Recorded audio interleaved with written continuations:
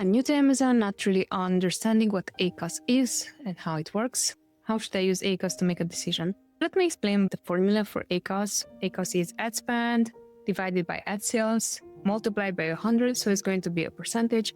For example, if your ad spend is $250 and your ad sales are $1,000, your ACoS is going to be 25%.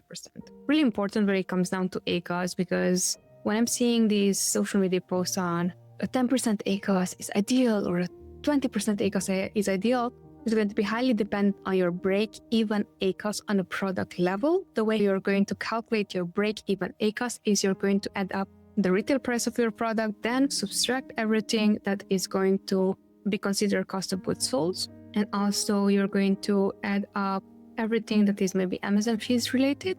And then you're going to end up with a net profit. Now that net profit, you're going to transform it into a percentage by dividing it, multiplying by 100, and then it's going to become percentage, right? So in this case, let's say maybe you have a net profit of 30%. That means that is your break-even ACoS.